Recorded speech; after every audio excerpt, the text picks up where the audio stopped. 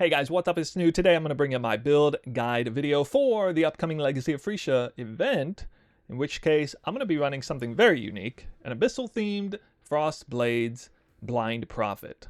Now every build is going to be unique this time around because there's 19 different new Ascendancies, but this one's definitely a bit out there and a lot more experimental than most of my builds, especially given the fact that I don't have that much experience playing melee, even pseudo melee like Lightning Strike and Frostblade. I've had to go out of my way to sort of relearn the mechanics on that, which is definitely going to improve the information that I give you guys, and it's going to help better prepare you in case you're interested in trying this build out. It looks like people are taking this event a lot more seriously than I originally expected, and so I'm really glad I went ahead and done the work ahead of time to flesh out the build, to test it in real time. I did a couple dozen pinnacle bosses. I've cleared many different maps with it, and this is just one of them that you're seeing here in the background. So we're going to talk about all that. I have already talked about the reason why I made the build. I kind of had a teaser video before, so we'll skip that a little bit. But I'm going to try to keep the video as short as I can while still being as informative as I can. You know how it is. There's a lot of moving parts to this build. It's very exciting, very interesting. Bringing back Abyssal thing, which is typically not even considered league starter. So, I mean, we're going to have a lot to talk about in this video. So let's get ready. Let's get into it. Some of the major highlights, major strong points of the build is, first of all, the melee. If you didn't play melee this past league in Settlers, well, tinctures are now a common theme for melee, and they actually do present a lot of value. You would have noticed in the boss kill that I did, in fact, have a full 100% uptime for the tinctures. There's less competition with this build because it's a sword build. It's actually not claws or daggers. I like running Val Smite, and that's one reason why I pick swords. There's a lot of extra flat damage. You can synergize very well with the weapon of choice. Fury Valve is apparently extremely strong. That is what's being showcased here, and I can indeed verify that it is very, very good with Frost Blades. You don't even have to link this build, anything beyond a 4-link. Very, very unusual, the fact that just running 4-link because of the way the gear is set up, but that provides a huge relief to anyone who really hates that part of the league start process where you're trying to 5-link and then 6-link an item, especially a unique piece of gear.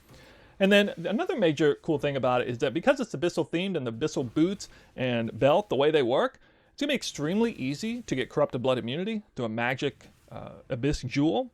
Also elemental ailment immunity through the boots as well. And then the belt will provide bleed and poison immunity indirectly quite easily. So a lot of immunity going on to damage there, and it's actually quite tanky. Definitely one of the tankiest league starters I made. The fact that I could take a single hit from Strike Exarch is, I guess, a testament to that. Speaking of which, I know the fact that it's a Frostblades build, it's going to be a lot of contention whether the king of meta is Lightning Strike right now. So just to let you know, this is also a Lightning Strike build. A 1-for-1 swap in the skill gem. I changed nothing else. And this is what it looks like. So you already got to see the intro for Frostblades. This is what Lightning Strike looks like. And both the Frostblades and the Lightning Strike showcase are the fastest kills that I managed to achieve in the pinnacle bosses.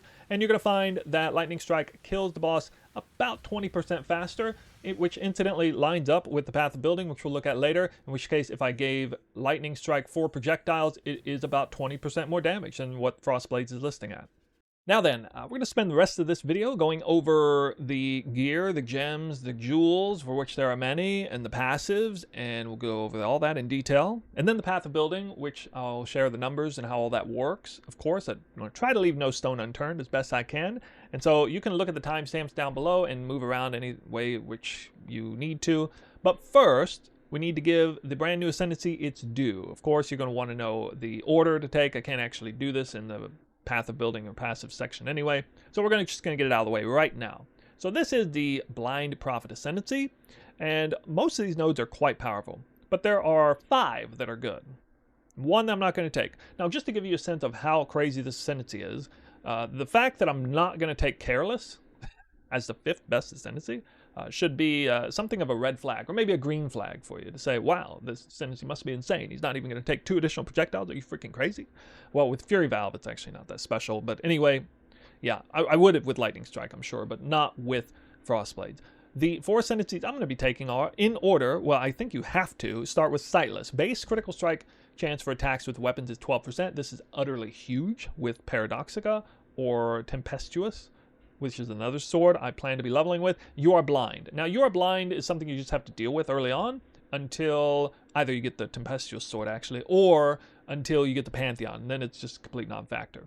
after that. The second one will be directionless. And at this point, I'm definitely going to be wanting to do some kind of projectile build. Going to be projectiles have 50% chance to return to you when projectiles are fired in random directions. This is the same thing as Nimbus, except not 100% chance to return, 50% chance to return. We're talking about an item that is worth hundreds of divines, or at least 100 divines early on, and you get half the power from that, just an Ascendancy point. Utterly insane, arguably the most powerful Ascendancy point of them all.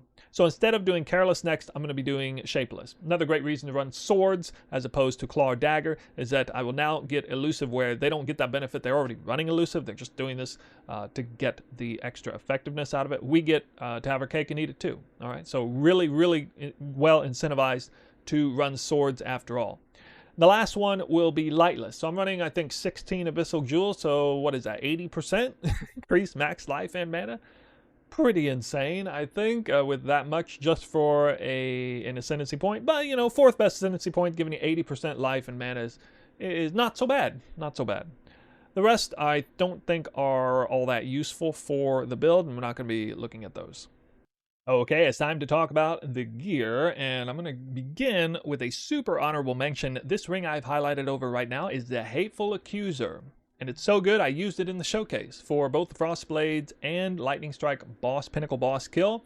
Very good reason to do that, so I'm going to need to dedicate a slight moment to this. It's not part of the primary gear package since it is a mapping build as such, but this item is listed in the unused section for the Path of Building.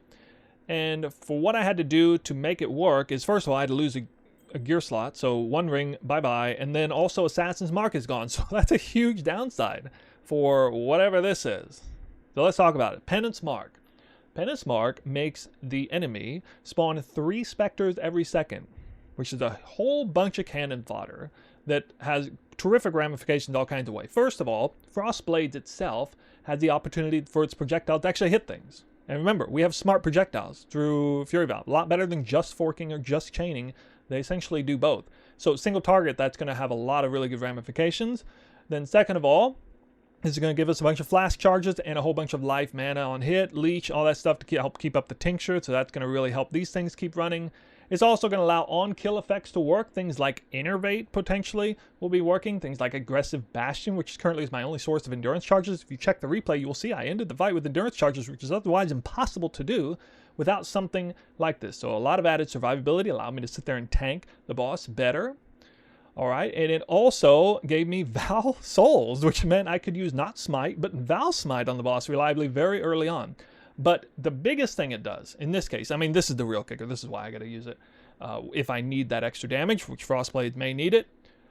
Light Poacher is utterly insane amount of scaling. If you're fully invested into this, if you go all the way into it, like this build is set up with like 15 or 16 Abyssal Jewels or whatever, guys, this is like over 200% Fizz gained is extra. Okay, this is absolute bonkers, nutty amount of extra damage. And if you get a bunch of added Fizz damage on the Jewels too, like holy crap, this is a crazy, crazy damage multiplier. Normally, it's ineffective, single target. And that kind of sucks, especially it's like double whammy on single target for Frostblade. But I ended the fights nearly maxed with this, which should say a lot. So all of those things I mentioned is why this ring, absolutely worth it. It's got a funky implicit that re-bricks elemental ailment immunity, but I guess that's fine. Maybe we can get it corrupted off later. But anyway, that's it for that ring. Just wanted to talk about it, give it its proper due, because that is one hell of a good ring for what it's worth. Now for the core rest of the gear. Let's start with Fury Valve. If you check the wiki page on Fury Valve, you will see it actually has a section dedicated to Frostblades itself. In referencing that, it explicitly states that Frostblades gets to keep the projectiles that it fires out, and then each one of those has the opportunity to then split. Now, I already explained what split does. It's essentially what chain and fork combined into one, homing missiles, if you will, for duplicating homing missiles. That's a good way to think of it. So that's why Fury Valve is absolutely insane with Frostblades. And I did test it a little bit in mapping with Lightning Strike. I don't think I tested enough to know for sure, but maybe not quite as bad as I thought it was. So for those of you playing Lightning Strike, you might want to check into this as well. We have a lot of great amulet options. Yoke of Suffering is also a terrific option. And this is a tier 3 amulet, and that's actually fairly common, but it is expected to be a little bit expensive the first few days. Maybe this time around especially, I'm not sure. Another super specialized item is Paradoxica. Okay, so this sword has some weird scaling ramifications with it. First of all, we can't get double damage anywhere else because it's not going to do anything for this build. Second of all, percent increased damage or other forms of percent increase gained as extra damage doesn't necessarily scale that well if you have low flat damage to begin with, and that's one major downside of the weapon. I can't even get a flat damage roll on it. I can just get a huge percent, well, a decent percent increased damage roll and some attack speed, or maybe some crit. Now, we already talked about the first Ascendancy point giving baseline crit, so that's a huge bonus to Paradoxica, which couldn't normally get crit anyway. Take that 6.5 all the way up to 12. Absolutely enormous amount of damage increase there. And then second of all, we can scale Paradoxica really well by having a crap ton of Abyssal Jewels that give crazy amounts of flat damage. Any element's fine. A flat fizz, whatever. It's all great. So we can get a lot of that damage back. And that is how I originally theory crafted the build, because I was like, if I combine a ton of Abyss Jewels into Paradoxica, it should feed that flat damage roll up. And then especially with Light Poacher, should now elevate that, especially if I focus on flat fizz damage, we'll get a ton of extra damage from this. So that's why Paradoxica is here. And then we have a shield over here, which, you know, there are some interesting unique options on here, but I think it's best to just go with a rare shield. Get your suppress out of the way. It's not supposed to have percent increased block or whatever. I just tried to craft this best I could. Get some elemental res, flat damage, some attack speed, you know, just stuff that's good. It can have a lot of evasion potentially with that. So a nice shield there. It doesn't look very pretty. Character looks amazing otherwise. I might use a different shield just so it looks better, to be honest. Oh yeah, I forgot to mention Frostblade's really cool. You actually get a Stygian Frostblade's effect as an MTX. It's even thematic with that. It's pretty crazy. Now, let's get this ring out of the way. Nimbus is not going to be available at League Start. I'm not using that. I just use that to replicate a League Start process. What we will be using is Gratis Signet, which will make our spells give us Intimidate. What's a spell? Well, you know, we're not running cast on crit, so normally melee build can't get a spell. But oh wait, Light Poacher actually acts as a spell cast, which you got to see in the front end. So we will get Intimidate reliably there. Gratis Signet, super cheap item. Pretty decent. There are better options, but I think for the, you know, how much bang for your buck when you factor that in, it's a nice place to get a very, very cheap item. Expecting to get this fairly early on. Maybe not until you get Light Poacher, though. The other ring is rare, and this is just going to help us with the aspect of the crab. You could run aspect of the cat instead if you want. It's not a bad idea to double dip on damage avoidance. But aspect of the crab is really good too, because we are going to have reduced chance to be hit. Okay, we got a chance to avoid hit anyway, and then we got, you know, a shield for block, and then we got evasion, and then we got, you know, casting damage taken immortal call, which helps really synergize with crabs, help the crabs build back up. So I think it's going to be probably the smarter choice for tier 17 farming. Definitely get some resistance out of the way. Flat physical damage, a bunch of it is knocked out there. I guess that leaves us the Abyssal gear setup, doesn't it? All right, let's start with the boots. Now, the Abyssal gear got buffed quite a bit recently, but not many people looked into it. Not many people talk about it, especially in terms of League Start. And that's mainly because you can't get a 6-link at League Start with this whole setup. Seems to be fine, though. Bubonic Trail now gives us a reduced chance to have elemental ailments on us, and this combined with Militant Faith, she's going to knock that out super quick. A ton of movement speed, which is a magical Abyss Jewel, and then a bunch of reservation efficiency. Nice. Pretty good boots, all things considered. With 2 Abyssal sockets, it's going to work out nice. Highly niche gloves here. If you are only converting 50% of your damage with Lightning Strike, you won't be able to do this. Or else you'll leave 10% of your damage unconverted, so Frostblade gets a 1-up on Lightning Strike for that. It allows me to use gloves like this, which would normally have 2 Abyssal slots, but in this case I only have 1. Got a attack speed, and then you could get Intimidate here, or it's going to be one of 3 things. Either Intimidate, Melee, Rage on hit, or Fortify. Global Fortify is crazy strong. Don't sleep on that. Very good idea to get Global Fortify. Later on in the build, I'd suggest linking it up with Shield Charge. You do enough damage, you'll be able to do that, get away with that. But definitely really good here to just go for that Global Fortify. And then the Rage on hit can be got through a Cluster Jewel later, but that's very expensive, kind of expensive to get that. So this is probably the smartest option. There are some options. You don't necessarily have to get just this exact pair of gloves. But yeah, there's a lot of added cool power there. Next up is the chest, for which we will getting a ton of Elemental Pen this way. Elemental Pen is one of the strongest stats in the entire game, especially if you're an Elemental build. That's one of the reasons why the suffix on the tincture is as such. We'll get a huge amount of it here, and we will only have 2 Abyss sockets, not 3, because it's going to be very expensive and rare to get 3. And we actually need only 2 because we need to get our 4-link somewhere. So this is where we're going to do it. on the Ascendancy, we get 5% max life and mana, so now we get 8, a total of 8% max life and mana. And then Shade Form here is actually pretty worthless. It's not really worth anything, I don't think, in combat. It's just randomly up because the internal cooldown on it's way too long. So not very good there. But everything else is quite solid there. Also, Evasion and Energy Shield, not too bad. At least it's not like armor or whatever. The last one is Light Poacher, which I think is the strongest Abyssal piece of gear here in the entire set. If you can bring it online, it definitely is online. You can see in the showcase all the different spirit charges floating around. They're super obvious on the character. And I thought I was actually mistaken on how this worked. I used to think that you got a spirit charge on hit, and then once you reach the maximum number, it expended all, like that one shield with power charge or whatever. I thought that's how it worked, but it's totally different. And so I had to like refigure out how it was going to be and what the average was going to be. And, you know, that had bad ramifications for bossing and stuff, but we kind of got that solved with the ring. Anyway, yeah, very, very strong helmet if you can make it work, if you go all the way. The combo of the helmet and the chest is really good. The only major downside to this whole total package is that the number of gem links is really poor, which we're about to talk about in more detail there. Let's finish it out with the flasks. We're going to have a 100% crit chance. So, I mean, I feel almost morally obligated to use this prefix on these. I think it's going to be important to get some block and stun recovery. You could do Brine King Ascendancy, but I think block recovery is also going to be important, so it's probably a good idea to get on one of these suffixes. You could use Sulfur, you could use Amethyst if you wanted, but I think this is going to probably be the smartest setup in total. Diamond Flask, I'm kind of floating on crit, but it's probably just smart to do that anyway in case something happens, you're missing one other, so like you don't have power charges for whatever reason or whatever. And then Enriched Prismatic Tincture, kind of self-explanatory. Attack speed is also pretty good. But it's kind of a toss-up between attack speed and penetrate. But you don't really necessarily want more attack speed because, you know, you want to be able to get those spirit charges up. All right, moving on to gems, we're going to start with Frostblades. A simple 4-link, guys. And this could be Lightning Strike. You could just boom right there. Whatever. You're going to be blown away when you see the damage in the PoB numbers on the simple 4-link of all things. Elemental damage with attacks, multi-strike, and Trinity support. One cool thing I discovered in actually playing the build, another reason why I was glad I played the build, multi-strike support is extremely beneficial for spirit charges. It only counts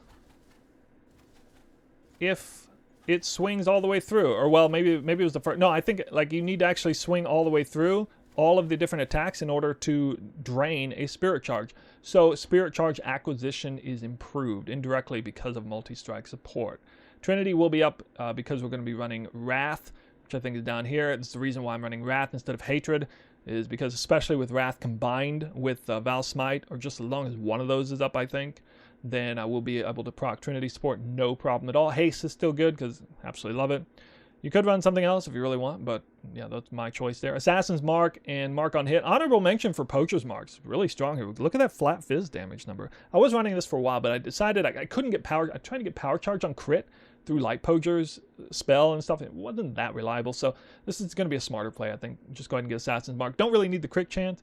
Could be useful, but the crit multi is strong. It's almost on par with Poacher's Mark. I think it's like slightly behind, but yeah, with the Mark on Hit and all that. I'm not going to have the third gem slot normally. And then up here for this spell, that is a spell that goes out and it hits many things many often. Innervate's actually up, pretty reliable. Again, watch the replay, you'll see Innervate was up most of the time. And Bone Chill support actually works here. This is what's so crazy. You know, I'm used to running Mana Forge arrows and just getting this kind of stuff conveniently with no problem at all. This is one reason why there's such a hurt on melee builds, because they can't easily get all this amazing, you know, utility like this. But Bone Chill seems to be automatic, and it's something else that's got me really excited about the build. Being able to get Innervate, or I can put Power Charge on crit here. I can put a few other cool utility things in here and make really big use of this, especially if I have a high number of spirit charges. It's definitely registering a minimum chill, even on pinnacle bosses, which is pretty wild. Over here we got Shield Charge connected to Smite, Val Smite, and faster attacks. Momentum is also good. Innervate on here is also good. Fortify will be good on here later on. So some of you may or may not like Smite. I liked using it every now and then. It gave a lot of extra damage. You'll see in the PoB that's the case. So mobility is right there. Really good. Love me some Shield Charge. I missed that with the weapon swap. We won't need to do that now. Casting damage taken, Immortal Call, and Tornado was what I was running, but I didn't notice Tornado being all that good with the splitting and whatnot. I'm not sure it really worked. You obviously can't attack a tornado and force it to accept projectiles anyway, because it's not a real target. So I didn't really notice it being particularly good. So I went ahead and put Blood Rage on. This is where we're getting our Frenzy charges. And we get Frenzy on kill with the Mastery. Or Frenzy on hit with the Mastery, because we got our bases totally covered, whether we're single target or in maps. Alright, so that's it for the gem links. I guess that moves us to the jewels. Alright. Let's start with not the Abyssal jewels. Let's get those out of the way. What do I have? One? I think one. Alright, so there's Militant Faith here. And this is for the purpose of getting elemental ailment immunity. That's all, really. Reduce elemental ailment duration on you per 10 devotion. So we got, I think, 140 devotion. That's going to be, well, more than we need. A lot more than we need, because the boots, I think even on like a minimum roll on the boots, which it can roll kind of low, I think you just need like 44% roll on the boots or something to get this to work with this setup. Now, this does transform some of these negatively, so be on the watch out. A lot of people will trade in and out these Militant Faith jewels, but it's very easy. This is one of the first jewels that comes online. It's not like trying to get a really great Lethal Pride or something. It's just very easy to get. Super League start friendly. Maybe not on day one, but certainly by day two. Percent elemental damage is really nice. You can get some resistances here. One of those two is probably a good idea. There might be a few other options that are halfway decent. And, oh yeah, we got the cluster jewels here. So I normally don't include cluster jewels on the sort of early in-game league start version of the build, but they're just absolutely mandatory because they open up new Abyssal jewel slots. So in this case, these are super easy to craft. Veterans awareness is really, veteran defender, really, really strong for the attribute elemental res. And, you know, we could get the Rage on hit here, but that's a hard craft. I think it's like 400 alterations to hit that. It's like 20 alterations to hit this, and then just get one other halfway decent thing, and call it a day. 8 passive shield cluster is not going to be that expensive, guys. It's very easy weightings on all this stuff, and it doesn't even require a high level. I think item level 60 is all you need to hit on any of this stuff. So 2 clusters here, very easy stuff to hit. Yeah. As for the rest of the jewels, now I had to populate this build on standard, so don't be alarmed. Some of these jewels are utterly insane. Like this one's crazy strong. Not going to get jewels this good probably, but some of them are kind of trash too. Not very good. The point is, at least in the path of building, I have listed like 3 jewels, or 3 modded jewels. That's all, guys. I just learned that we're gonna be flooded with 5-6 modded jewels.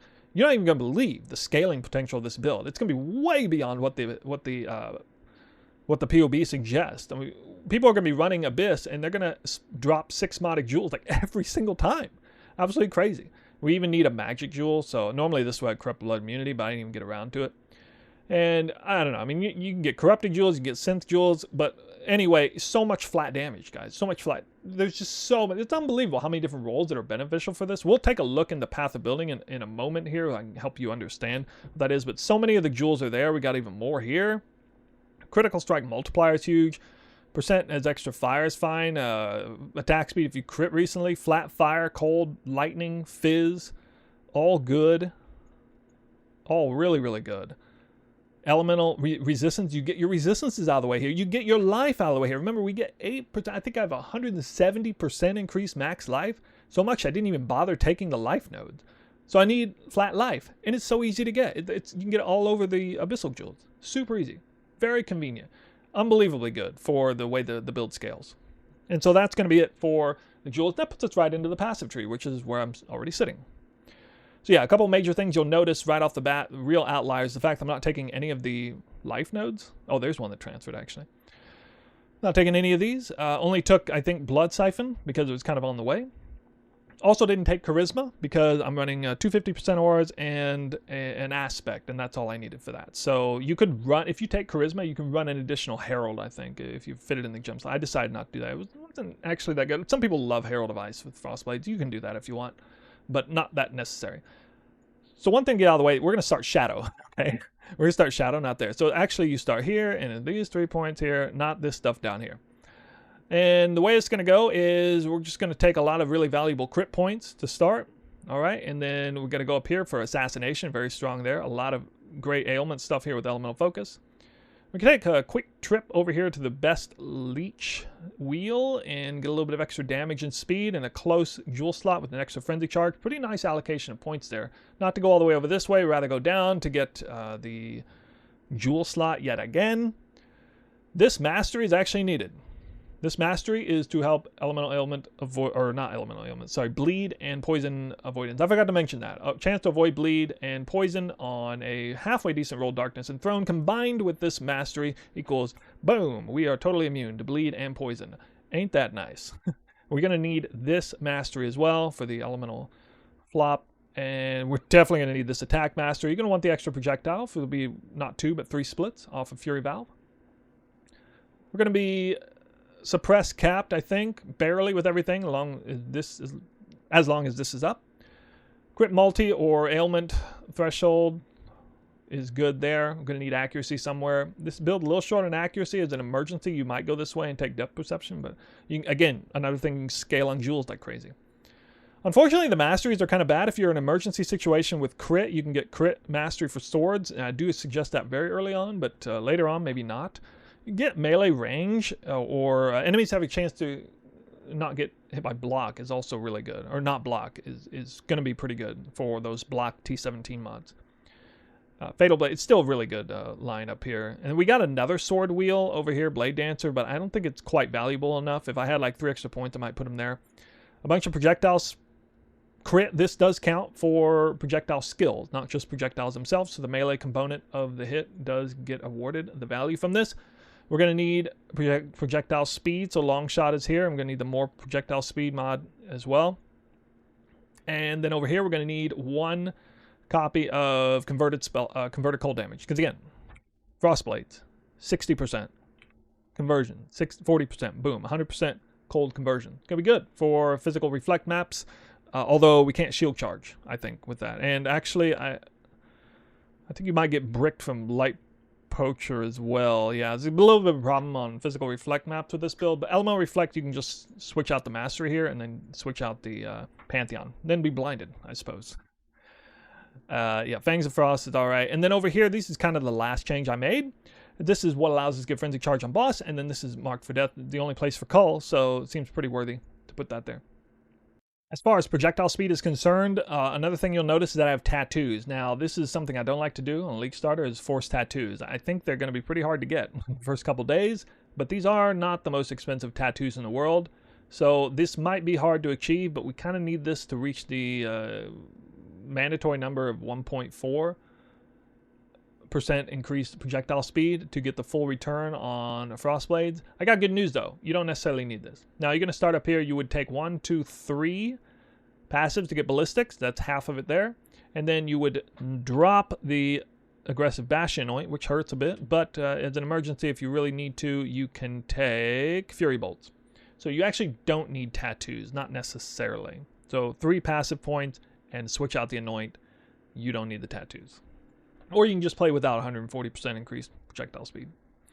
Obviously, it kind of goes without saying, you're not Deadeye. You're not going to have any of these Ascendancy points, okay? We already went over the Ascendancy. All right, we're going to conclude the video with the path building, but first, a real quick subsection for the jewels. How to acquire those jewels. If you don't know, they got an absolute truckload of different modifiers that are useful. Well, good news. You can go into your path of building, populate your character, and then pick any one of these Abyssal jewel slots. Find the best, weight it. All you do is click trade for items up here. Chaos equivalent, I don't know. I only want to pay as much as 20C. Max level doesn't matter there. Mirrored, corrupted, whatever. Execute. And now what this is going to do is it's going to populate well, I guess a literal perfect trade URL. And this is going to populate, at least in whatever league you're in, Settlers League. Reminder that you need to switch this over. But this is now a sum total from cheapest to most expensive. I can use the sum total to check the top and then kind of decide what is worth buying or not. And look at some of these jewels. Crit multi, flat fizz, double flat fizz, flat cold sword with max mana. What? Okay, those are some pretty damn good jewels. 6 modded. There they are. Not all of them are necessarily useful. But guys, expect it to look something like this pretty quick. There's going to be a ton of jewels flooding around. This market is super dry. I mean, this is the original Settlers League. And what this looks like right here is a bizarre concoction of different sum totals. And, you know, if you're jonesing for some life, That's okay. You can go in here, manually add, and say you want, you know what, I don't want the item to have any less than 26 life. So please do that for me. Oh, cool. And then you can just activate a live search for it. You can be like, I don't know, yeah, maximum 20, and then live search it. Just buy them out. Wait, I'll tell you what, these fly off the shelf. People will sell Abyssal Jewels because it's not such an obvious item. It's not like it's going to ping everybody's live search at once and hit right there. Even if a bunch of people follow the build, they're not necessarily going to get the same amount of value out of every single affix stat point. So really good idea to use this tool. I think I will actually use this tool, which is something I don't normally do. For those of you who are maybe not super familiar with how Path of Building works, we have a loadout section up here, all right? Now, I got 4 loadouts. This is the primary one, and this is what you're wanting to think about in terms of setting the goal. I want to do the Abyssal gearing thing, and this is what I want to shoot for. This is the one to do. Incidentally, I have one that is much more friendly to, like, day one. So a lot of people, they kind of don't like the way me and some other people make League starters. Say, a little too far-fetched, a little too advanced, not technically League starter or whatever. Well, I might start doing this more often. This is basically the same thing as a League starter, except like an actual day one viable one with outrageously cheap gear. Here, you want to see the most expensive item on this list? I think it's Gold Rim. Pretty sure it's Gold Rim. And then, you know, the gem slots all very easy, like max level, what, 17 or something? 18, I guess. Yeah, just ridiculously easy to hit. And still pretty high number there, isn't it? But also got a in-game Headhunter version with an excellent like Brutal Restraint, which is going to be really good. Brutal Restraint pretty crazy strong for this, which drops some of the Abyssal gear, okay, for different kind of scaling, with some crazy amazing gloves craft. 8-link gloves, including faster procs. Really cool. I can't wait to craft these gloves. It's going to be really awesome to have this. Imagine going from a 4-link to an 8-link. In one fell swoop. As an honorable mention, you can go Squire instead to get in the meantime, the intermediary. To do that, but this could be subbed out for, you know, Mage Blood setup or whatever, but I'm not going to go into massive detail about all this, how it's working. It's just kind of typical setup. It feels a lot like a bow build, and that is definitely my strength, so I think that's pretty nice the way that's set up. And then there is an early leveling one with Cobra Lash. You can use Venom Gyre, you can use Poisonous Concoction, whatever. I've technically never even leveled with the skill, so I'm going to do something new and level this way. But back to the in-game Abyssal setup real quick. Just to explain a couple things here in these spells, or skills rather. Frost Blades, count 3. Why is it count 3? Well, it says 4 million DPS there, and I'm expecting when I fire an arrow, or not an arrow, what am I saying? It's bow build. When I fire a sword, when I attack with a sword, it will fire projectiles behind me. None of those projectiles hit immediately. You just get the melee attack. And then all 10, or actually all 20, projectiles will return and have a decent chance of hitting the enemy. Of course, in maps, none of this will matter because they'll just get split and crazy and everything will just die super, super fast. But single target, that's how it works. How many projectiles returning are actually hitting the target? I don't know the exact number. I had 4 listed before. Maybe this is a bit much, but some people suggest 2. I think that's disingenuous as well. And the reason is because I tested. I already tested this. So remember, I did the Lightning Strike version. And so if I put in Lightning Strike here, and I give this, as I understand it, Lightning Strike can hit 3 times outbound, not once. And then it's going to have some inbound, so people like to put 4 there. This is registering 67 million DPS, and that's why this is still Lightning Strike build. Pretty good for Lightning Strike, isn't it? And then this registers 54 million DPS. So pretty similar. Guess what? It's about 20% less. If you check the times on the boss kills, well, a difference of about 20% time. So that's why I think this is a pretty accurate representation of the numbers. I did the test. I cranked the numbers out. So that's where I'm getting, you know, the 3 projectiles effectively. I feel like it might even be more, really. But anyway, everything is listed here, and there are no notes. Just want to let you know there are no notes. I might try to populate some of that stuff. I don't think I have time. Honestly, I don't think I even have time. Calculations are here. And something interesting to notice, Spirit Burst actually does cold damage, and it's going to, in fact, get that Bone Chill. Proof there. Pinnacle Boss, 8%. That is with max Spirit charges, but you'll have nearly max anyway. Speaking of calculations, we have this here. Are you always on full life? I put this in here. I'm bringing this up so you can see it. Not necessarily, but we do have a decent amount of ES. We are running Blood Rage now as a last-minute change, so maybe you have to switch out something on spell suppression. I don't know. We'll leave that in there as it is now. We get all these different charges. Endurance charges not on the boss unless you switch out the ring. Repeat mode is for multi-strike. Spirit charges. Look at my damage when I remove these. It gets cut in half. But in maps, this is certainly up a lot, and even on bosses, it's up quite a bit. We have Onslaught, Phasing, Fortified, Elusive, 30 Rage, Crit recently, Projectiles returning from, for the long shot, Effective Chill. Effective Shock is actually around 30%, I think, on a boss. And yeah, again, you can check the replay. It's something like that.